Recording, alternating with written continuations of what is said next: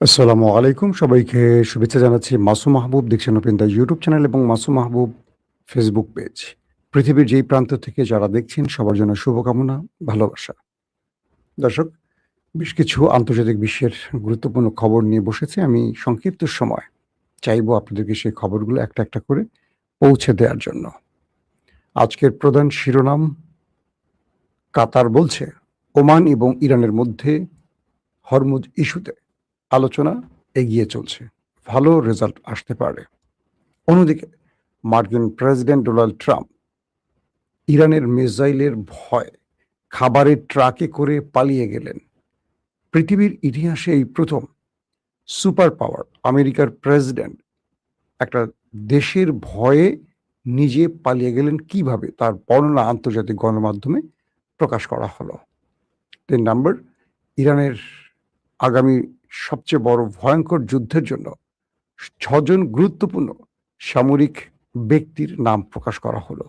তারা কারা সেটা জানাবো। অন্যদিকে সৌদি আরব, পাকিস্তান এবং তুরস্কের মধ্যে যে জোট হচ্ছে, সেই জোট প্রশ্নে পাকিস্তানের স্বরাষ্ট্রমন্ত্রী মহসিন নাকবি তেহরান পৌঁছেছেন এবং এই বিষয়ে ইরানের ভাষ্য বা বক্তব্য কি হতে পারে সেটাও জানা গেছে। দর্শক, চলুন আমি আপনাদেরকে আরো অনেকগুলো খবর দিব, এই কটা শুধু শিরোনামে রাখছি। বাংলাদেশে সফরে এসছেন ৪ জন হাই ডেলিগেট। তারা হলেন ভারতের গোয়েন্দা যে বিভাগটি আছে তাদের গুরুত্বপূর্ণ ব্যক্তি, এর প্রধান সহ গুরুত্বপূর্ণ ব্যক্তিরা। এই ইস্যুতে বাংলাদেশের বিভিন্ন গণমাধ্যম বিভিন্ন টাইপের বক্তব্য প্রচার করছে। কেউ বলছে বাংলাদেশের সাথে একটি মধ্যস্থতা করতে চায় ভারত, এবং কয়েকটি গণমাধ্যম বলছে যে তারেক রহমান আমাদের প্রধানমন্ত্রী তিনি ব্রিক্স সম্মেলনে হয়তো যাচ্ছেন না। সবকিছু মিলে হঠাৎ করে প্রধান বাংলাদেশে কেন এলেন, তার উদ্দেশ্য কি, তার ভারতের পক্ষ থেকে বাংলাদেশকে কি বার্তা দেয়া হচ্ছে, কিংবা প্রধান বাংলাদেশে আসায় আগামী দিনে বাংলাদেশের রাজনীতির হালচাল কি হতে পারে, এই সবগুলো বিষয় নিয়ে কিন্তু ভেতরে নানান রকম গুজব বা গুঞ্জন চলছে। আমরা বিশ্বাস করতে চাই যে নতুন সরকার ক্ষমতায় বসছেন, যারা স্লোগান দিয়েছেন সবার আগে দেশ বা সবার আগে বাংলাদেশ, এই থিওরিটি যেন তারা বাস্তবায়ন করেন। দর্শক, আসেন আমরা এবার একটু আন্তর্জাতিক খবরে নজর দেই। হরমুজ প্রণালী নিয়ে ওমান ইরান আলোচনা উন্নত পর্যায়ে চলছে, এই দাবিটি করছে কাতার। কাতারের পররাষ্ট্র মন্ত্রণালয়ের মুখপাত্র মাজেদ আল আনসারি বলেছেন, হরমুজ প্রণালীতে নৌ চলাচলের ভবিষ্যৎ নিয়ে ওমান ও ইরানের মধ্যে আলোচনা একটি উন্নত পর্যায়ে পৌঁছেছে। সরকারের ভাষ্যমতে লোহিত সাগরে বাবাল মানদেব প্রণালীতে ইয়েমেনের হুতি বিদ্রোহীরা একটি অজ্ঞাত বাণিজ্যিক জাহাজে হামলা চালালে ৩ জন নিহত হয়েছে। এই বিষয়ে হুতিদের পক্ষ থেকে তাৎক্ষণিকভাবে কোনো মন্তব্য পাওয়া যায়নি। এটি হলো, আপনাদের জানেন যে হরমুজ প্রণালী যেখানে ইরান বন্ধ করে রেখেছে, যেটাকে বলা হয় ইরানের নিউক্লিয়ার, হরমুজ হলো ইরানের নিউক্লিয়ার। তো সেখানে এই দুটো দেশ ওমান এবং ইরানের মধ্যে একটা আলোচনা চলছিল যে হরমুজ তারা কিভাবে মেনটেন করবে, পরিষেবা দেবে এই দুটো দেশ, সেই বিষয়ে আলোচনার এখন চূড়ান্ত পর্যায়ে আছে। এই বিষয়টি কাতারের পররাষ্ট্র মন্ত্রক থেকে জানানো হয়েছে। এতে করে এই যে দুই দেশের মধ্যে আলোচনা চলছে, এতে করে এই অঞ্চল থেকে ইরান চাইছে মার্কিনীদেরকে হটাতে বা আউট করে দিতে। যখন এই দুই দেশ হরমুজ প্রণালী কন্ট্রোল করবেন, আসা এবং যাওয়ার নিরাপত্তা নিশ্চিত করবেন, আন্তর্জাতিক বাণিজ্যিক জাহাজগুলোকে নিরাপত্তা দেবেন এবং সব রকম পরিষেবা দেবেন, তখন এই অঞ্চলে আমেরিকা অটোমেটিক আউট হয়ে যাবে। এটি হলো ইরানের মূল চাপ, এবং সেই হিসেবে ইরান এবং ওমানের মধ্যে এই আলোচনাটি খুব দ্রুত গতিতে এগুচ্ছে এবং ভালো দিকে যাচ্ছে বলে দাবি করা হচ্ছে। আর দ্বিতীয় যে খবরটি দিলাম সেটি হলো, লোহিত সাগরে বাব আল মানদেব প্রণালীতে ইয়েমেনের হুতি বিদ্রোহীরা একটি বাণিজ্যিক জাহাজে হামলা করেছে, এতে করে ৩ জন নিহত হয়েছেন। এই বিষয়ে হুতিদের পক্ষ থেকে তাৎক্ষণিকভাবে কোনো মন্তব্য না করলেও বলা হচ্ছে যে হুতিরা এই অঞ্চলে কিছু দেশের জন্য জাহাজ চলাচল বা কার্গো চলাচলে নিষেধাজ্ঞা দিয়েছে, তার মধ্যে অন্যতম হলো সৌদি আরব, এবং তারা সিরিজ সৌদির জাহাজগুলোতে হামলা করে সৌদিকে পাগল করে তুলছে। আর ঠিক সেই হিসেবেই সৌদি আরব আবার 3টি দেশকে নিয়ে একটি নতুন জোট করেছে। এটা নিয়ে আমি লাইভে বিস্তারিত বলবো আপনাদের। সংযুক্ত আরব আমিরাতের রাষ্ট্রপতির একজন জ্যেষ্ঠ কূটনৈতিক উপদেষ্টা আনোয়ার গারগাস বলেছেন, মধ্যপ্রাচ্য অনির্দিষ্টকালের জন্য যুদ্ধ বা শান্তি কোনো অবস্থাতে থাকতে পারে না। তিনি আরো বলেন, এই অঞ্চলের স্থিতিশীলতা এবং জনগণের ভবিষ্যতের জন্য দৃষ্টিভঙ্গি ও দিক নির্দেশনায় স্বচ্ছতা প্রয়োজন। ভালো কথা বলেছে, কিন্তু সমস্যাটা হলো ভালো কাজ তারা করছে কিনা। আরব পুরোপুরি নিজেকে বিকিয়ে দিয়েছে পশ্চিমা দুনিয়ার কাছে, যার ফলে পশ্চিমারা এই অঞ্চলে বসে বাকি মুসলিম দেশগুলোর উপর ছড়ি ঘোরাচ্ছে। আজকে যে যুদ্ধটা, এটা কিন্তু ইসরায়েল আমেরিকার স্বেচ্ছায় শুরু করেছে, ইরান করেনি। এবং ইরান আক্রান্ত হওয়ার পর এখন প্রতিঘাত করছে, কিন্তু ইরানের প্রতিঘাতে আমেরিকা কোণঠাসা হয়ে পড়েছে। অর্থাৎ ইরানের সাথে কৌশলে বা লড়াইতে বা সাহসে আর পেরে না উঠে ট্রাম্প এখন একটা বড় বিপর্যয়ের মুখে পড়েছে, স্বয়ং আমেরিকাও বিপর্যয়ের মধ্যে পড়ে গেছে। দর্শক, আসেন দ্বিতীয় যে গুরুত্বপূর্ণ খবরটি, আমি আপনাদের ট্রাম্পের পালায়নের খবরটি দেওয়ার আগে কিছু ইম্পর্টেন্ট খবরগুলো আগে আপনাদের দিয়ে নিচ্ছি। বলা হচ্ছে যে পাকিস্তানের যিনি স্বরাষ্ট্রমন্ত্রী মহসিন নাকভি, তিনি সফর করছেন, তিনি আসছেন ইরানে।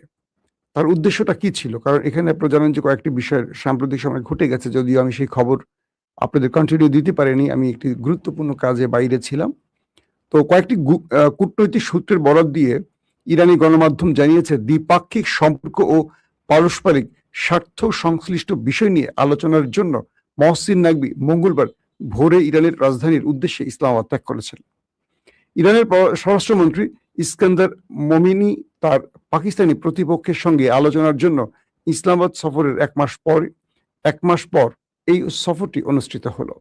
সাম্প্রতিক সংঘাতের অবসান ঘটাতে জুনে ইরান ও যুক্তরাষ্ট্রের মধ্যে একটি সমঝোতা স্মারক স্বাক্ষরে পাকিস্তান কাতারের পাশাপাশি গুরুত্বপূর্ণ মধ্যস্থতাকারীর ভূমিকা পালন করেছিল। ওয়াশিংটন সমঝোতা স্মারকটি লঙ্ঘন করায় তেহরান হরমুজ প্রণালীতে পুনরায় বন্ধ করতে বাধ্য হয়। তেহরান বলছে, যুক্তরাষ্ট্রের সমঝোতা স্মারক লঙ্ঘন বন্ধ হলে এর ফলে এই আমেরিকা তার যেই নির্দেশনা বা শর্ত ছিল সেটাকে পুনরায় সে শর্তে ফিরে এলে হরমুজ খোলা হবে, অথবা ইরান এই হরমুজকে স্থায়ীভাবে বন্ধ করে দেবে। দর্শক, আপনারা জানেন যে ইরানের সশস্ত্র বাহিনীতে 6 জন ব্যক্তিকে পরিবর্তন করা হয়েছে। এরা খুবই গুরুত্বপূর্ণ ব্যক্তি। এদেরকে হঠাৎ করে দায়িত্ব দিয়েছেন আমাদের সর্বোচ্চ নেতা আয়াতুল্লাহ আলী খামেনির ছেলে, এখন নতুন যিনি আয়াতুল্লাহ হয়েছেন মুজতফা খামেনি। তো ইসলামী বিপ্লবের নেতা আয়াতুল্লাহ সৈয়দ মুস্তফা হুসাইনি খামেনি ইসলামী বিপ্লবী রক্ষী বাহিনী, যেটাকে IRGC বলা হয়, তার প্রধান সহ 6 জন শীর্ষ সামরিক পদে নতুন নিয়োগ দিয়েছেন। নেতা মেজর জেনারেল আলী আব্দুল্লাহিকে ইরানের সশস্ত্র বাহিনীর চিফ অফ স্টাফ হিসেবে নিযুক্ত করেছেন।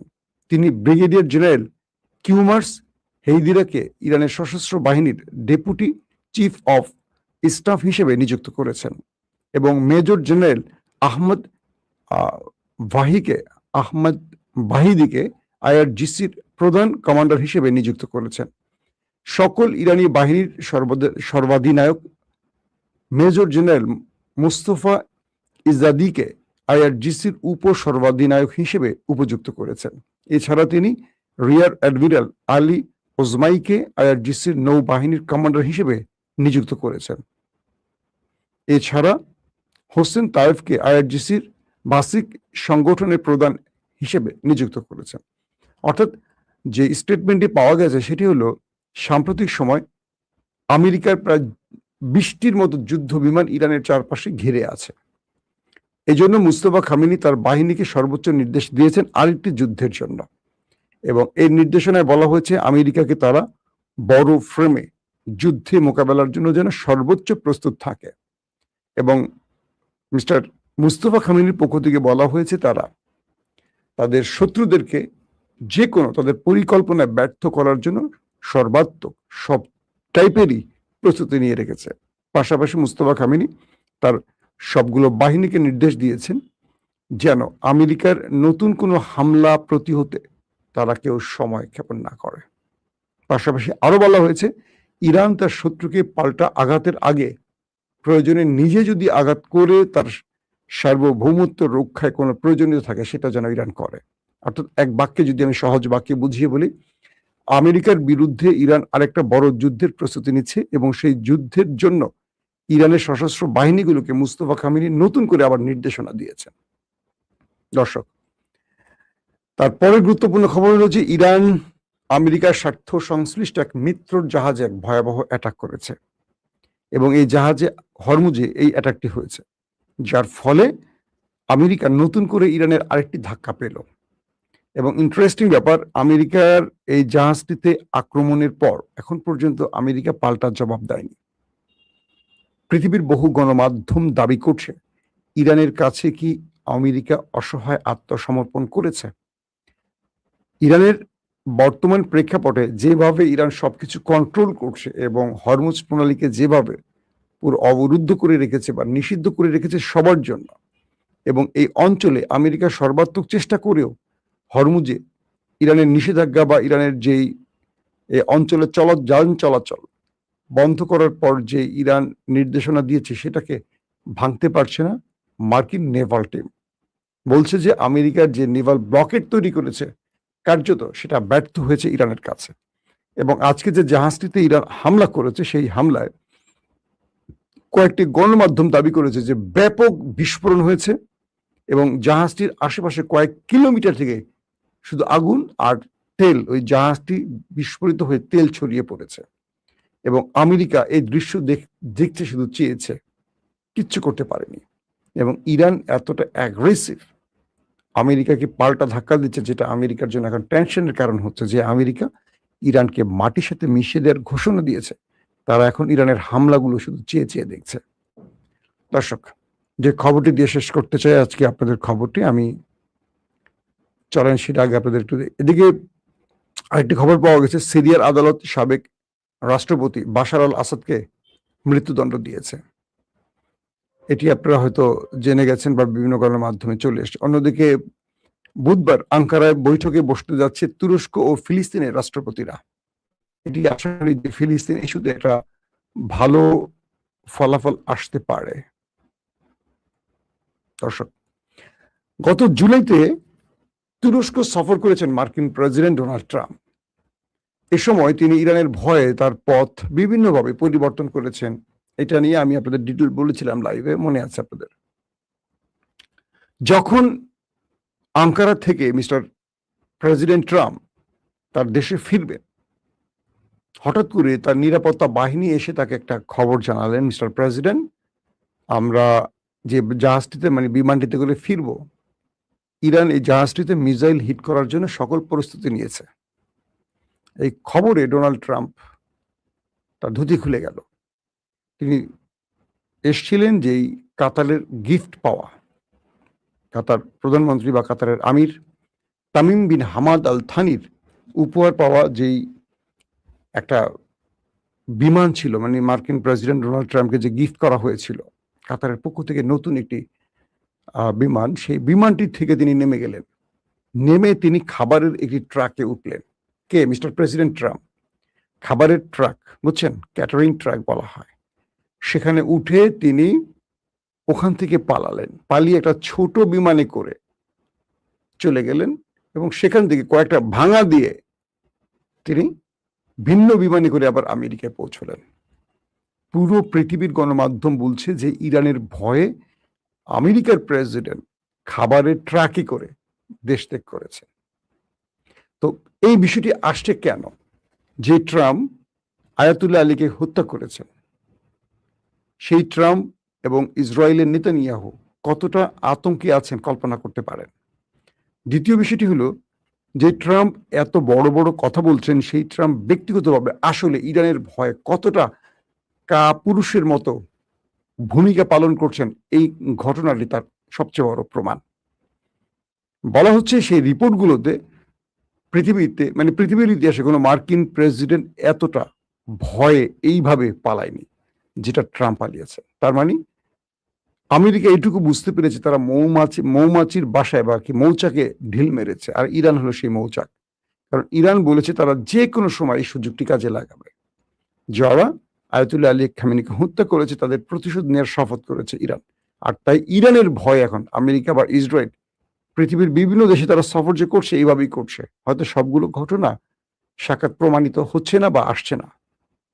যেমন নেতানিয়াহু তার দেশেই সবসময় আতঙ্কে থাকে এবং তার প্রতিটা গতি প্রকৃতি বা চলাফেরার মধ্যে যথেষ্ট রেস্ট্রিকশন আছে, এবং ট্রাম্পেরও আছে।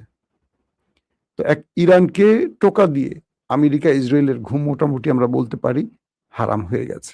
দর্শক, আজকের মতো বিদায় নিচ্ছি। ইনশাআল্লাহ আজ রাতে 11টার পরে আরেকবার লাইভে আসার চেষ্টা করব। সে পর্যন্ত আল্লাহ আমাদের প্রত্যেককে নিরাপদে রাখুন, সুস্থ রাখুন। আল্লাহ হাফেজ।